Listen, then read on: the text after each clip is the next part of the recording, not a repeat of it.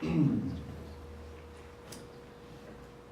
neighbors of Unit 2002, we just moved into this new floor and we thought we would say hello. Our names are Blake and Elan, and we've been buddies since back in the university days and are the new kids in this apartment. We thought we'd just say hi in case we don't cross paths in the hallway. If you need anything, feel free to drop by. DVDs, cooking supplies, etc. Perhaps we'll see you around, perhaps we won't, but we just thought this was a nice way to say that we're in town now and we're excited to be here. Sincerely, your new neighbors, Blake and Elan, the dudes in apartment 2003.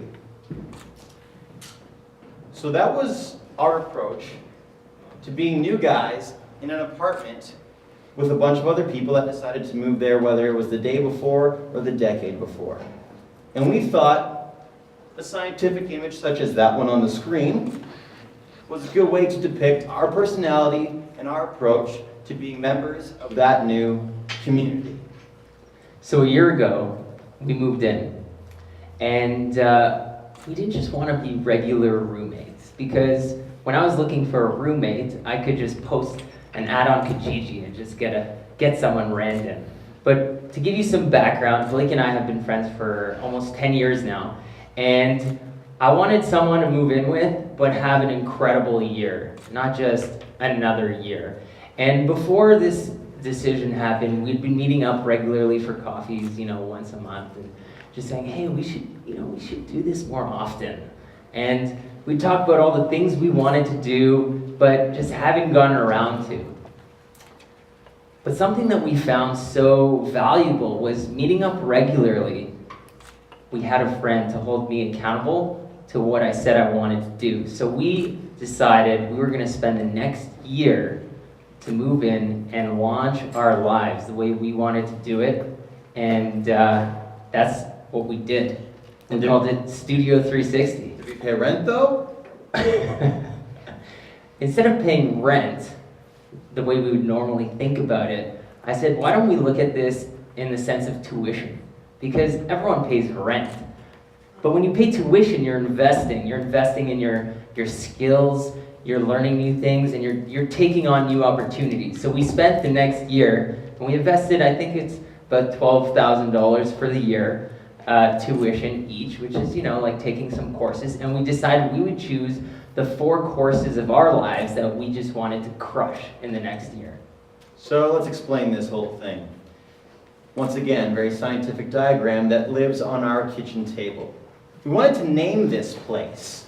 As Elan alluded to, we called it Studio 360. Studio because it's a place to create, to have ideas, to build something. And 360 just because we thought this is practically like a revolution. So we're going to pick that number. But we needed some kind of a tagline to focus on the fact that we were going to be doing some foundational work that would set us up for success as young adults and that would serve us later in our life. So the tagline became Studio 360, laying down the tracks. Plus we like to play music, so we're like, tracks, yeah. And the 4 areas that we decided to focus on are as follows. Music, community, business, and coaching each other, and fitness.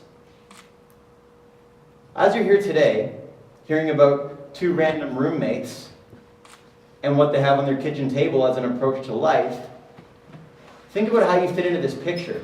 Because living with someone, that's normal. To live this way, to us, is a different definition to the idea of normal. And we get to share with you some of the benefits, some of the experiences, some of the just random stories that we've experienced since we started to pay tuition. To give you a bit of background, we actually both run our own businesses, and so we don't have bosses. We are our own bosses in a sense, but having those accountability sessions, those monthly sessions we were doing, that was a keystone activity for us, and we thought, why not do that on a weekly basis? So, as funny as it sounds, we would meet up for breakfast every week for about 2 hours and take on every single part of those courses, each one of those 4, to see, Blake, how can I help you with this? Or Blake, what are you having challenges with? And by uncovering those, we were able to really take those activities to the next level. And we'll tell you a little bit about the stories shortly. But yeah, Blake. Coaching! That was a good lead up to the arrow. Very nice. So, coaching was one of the categories, and we'll advance forward to show you something else here. This is the way we decorate. I realize we just offended some of you. It's like, that's not pretty. But we basically decided to use every surface that we had at our disposal to help keep track of those 4 areas of the year. So we had our bathroom mirror as a weekly log. Week 6 of 52, we wrote Masters of Completion. I don't know why. Apparently that week we were trying to complete something. On bedroom windows, we keep scoreboards of when we were going jogging and how many push-ups we did or did not do. And then we decided to implement some kind of a scoreboard on one of the apartment walls. You'll see on the top left there, it says Blake, and then it has a few different goals, and it says week 44. That only got implemented at around week 41 because we realized if we are holding each other accountable visibly on the wall, seeing who's getting check marks sooner, this accountability thing is going to go up to the next level. And that subtle competitiveness that we have as roommates served us. Because when I saw that Elan got a check mark first, I was like, I gotta get to work. But it's kind of boring talking about coaching, so expand. It's true. Some of the things that we do on a regular basis, like sitting down and talking about these things, could seem bland for some people. But that's why, to make things interesting, one day we decided to play some epic music. Because we thought, why not have a soundtrack to the things that we're doing? If we are living like we are living in a movie, why not just make it happen and add a soundtrack?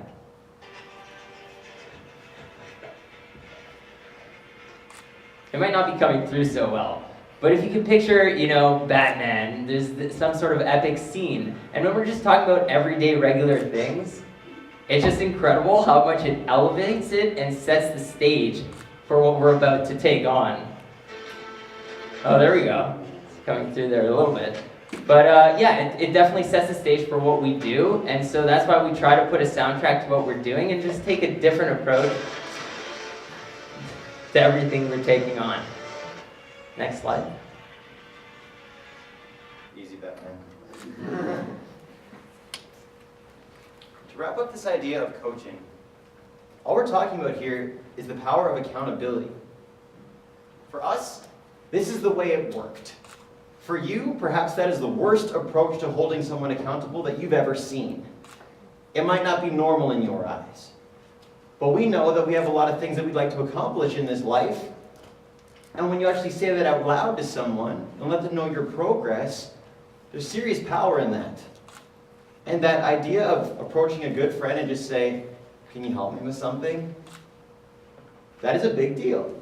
Oftentimes we don't want to show that vulnerability. Though since we've been doing the vulnerable roommate thing, paying tuition for the last year, we've benefited immensely, if nothing else, just from knowing what each other's really scared of and really focused on. Sometimes you just need someone to kick you in the butt. This was an area that we heard was good to focus on. Health. So we decided to go for a run. Because we live in an area where there's some sidewalks and running trails, but we just decided to run right down Yonge Street. For those of you not from this area, Yonge Street is just a pretty long road with a lot of red lights and a lot of traffic the further south you go.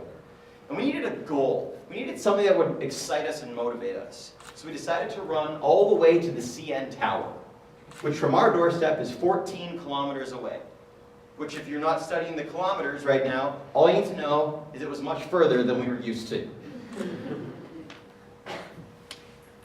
And so, as we started running on a weekly basis and training for the CN Tower run, something really interesting happened. This guy was walking towards us as we were running, and I, for some reason, got this urge to high-five him. So, I raise my hand, and I go, high five, and the guy high-fives me. and this huge smile strikes. And then for the next 10 minutes, as we're running uphill, we realized that we've been completely distracted about talking about what just happened. We thought, wait a minute, this is much easier than just running on its own. Why don't we just change the CN Tower run to a high five run? And so that's what we did. We then decided we're going to change it, and now we're doing a high five run where we give out free high fives to people, just for the sake of it. And it's amazing what happens when you end up doing that, and now that we've done it, we've done 3 of them, each one we get somewhere between 600 to 800 high fives, which is some people might think, oh, I get that on a daily basis. You'd be doing a lot of high fives at that point. But we've learned a lot from doing that, and even just how to ask for a high five, because people are always in to give one. And so there's 3 things that are important to know, because you're running towards someone with your hand up, and there's a few things they could think are happening at that moment. So the first thing to know is you gotta make sure you catch them at a far enough distance that they can process what's happening, because you're running fast, right? So if I just said, hey, high five, and I run and he misses it, he's gonna think 3 seconds later he'll cue in, and he'll say, oh, they were asking for a high five. Sometimes it's nighttime, so it takes even more time to really understand it. So you gotta make sure there's enough distance. The second thing is, you gotta have a huge smile. Because with the smile, people understand what's going on. It's happy, we're not trying to mug them, right? And the last thing is you gotta ask for it. So as I'm running, go, free high fives, want one? Yes. Boom. And you see that smile right there? That's what happens every time. We've noticed that the smile bone is connected to the high five bone. And it pretty much works every time. But there's some interesting things we have encountered since this, because there's some obstacles, and we've noticed there's some groups that don't like to give high fives, and there's some groups that do. We've noticed that babies, although adorable, they don't high five.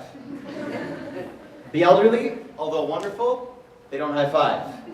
That's probably our fault though. They're more into waving and smiling. But the key group that always high fives us every single time we're on a run, fellow runners.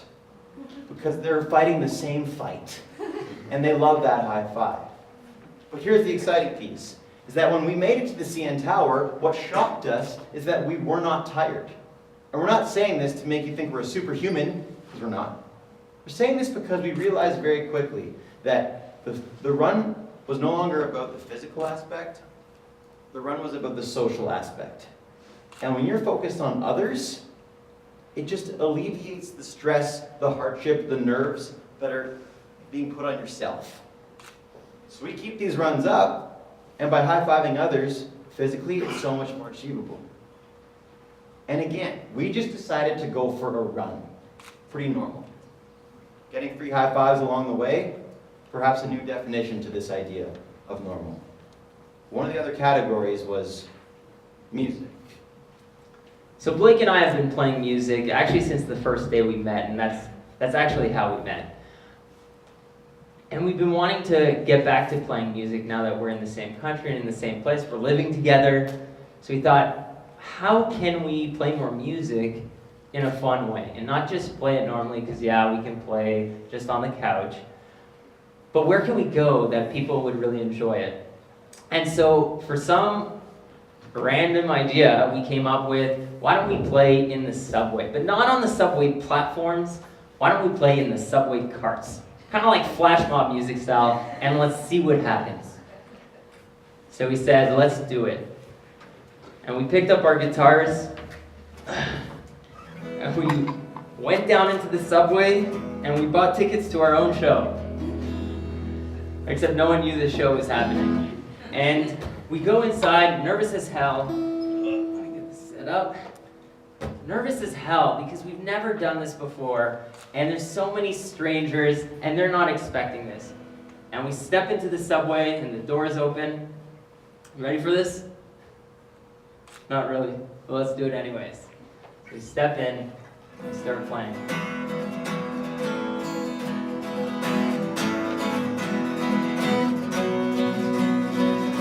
Some nights I wake up, cashing in my bad luck. Some nights I call it a draw. And as we play play music, we start noticing some interesting things. People take out their earbuds, people have their newspaper that they lower. People start to get interested, but some people are like, what are these guys doing here? So we knew there was something we needed to add to this. And so we tried to attempt it again in a new way. Hey everybody, this is known as a train reaction.